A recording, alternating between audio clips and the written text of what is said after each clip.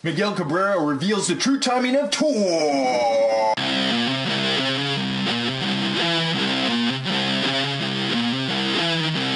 Hey, what's going on? It's Joey Myers from the Hitting Performance Lab, and in this part 3 video to the Hitting Backwards video series featuring Miguel Cabrera, we're going to talk about 3 different things. The first thing is why walking mechanics can hold the key to repeatable power. Then we're going to talk about whether the front foot should be open or closed at landing. And then the last thing is the importance of the timing of torque. So let's first go over walking mechanics.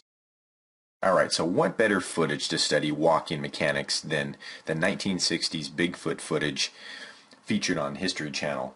Now, all kidding aside, this is based off of Dr. Serge Gracovetsky's work on the spine engine mechanics. Now, if we watch Bigfoot here, as his right leg drives through, what you're going to see is when his front heel hits the ground, his right heel hits the ground, it's going to send what's called a compression signal up the leg into the pelvis, telling it to open to the left. That same signal is going to continue through each vertebrae in the spine, and each one's going to counter-rotate where the pelvis is rotating until they hit the shoulders, and this is where you're going to see Bigfoot's opposite arm and opposite leg swinging through at the same time, just like humans. Alright, so now let's answer the debate of whether the front foot at landing should be open or closed. Alright, I'm going to give you 4 good reasons to have an open front toe at landing, or more than a 45-degree angle. Here's Jose Bautista in one of the home run derbies a couple years ago. The first reason you're going to see is that our joints are connected.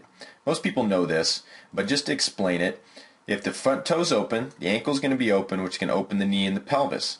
If the roles are reversed, everything's closed, then it's going to make that compression signal a lot harder to get that pelvis to open. So then the next thing is you'll see is that front shoulder will move prematurely and fly open because that pelvis isn't opening when it needs to.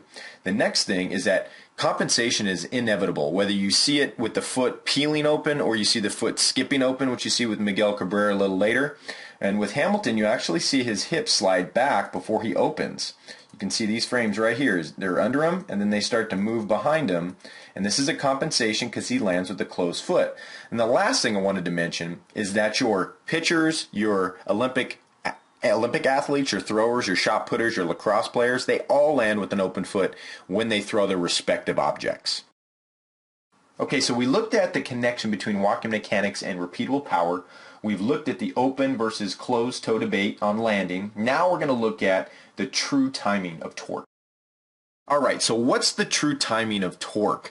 It's this idea of getting separation between the shoulders and the pelvis.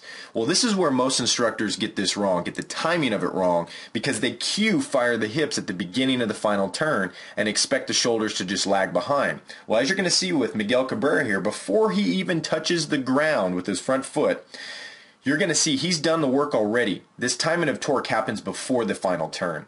And what you see here is you see his pelvis in neutral or parallel to the plate. You're going to see his shoulders have counter-rotated. So you can see his name, you can see his numbers. He's already in position so that when his front foot hits the ground, that front heel hits the ground and that compression signal hits his heel, travels up into his hips, and his pelvis is ready to open and his shoulders are counter-rotated to get the timing of torque right.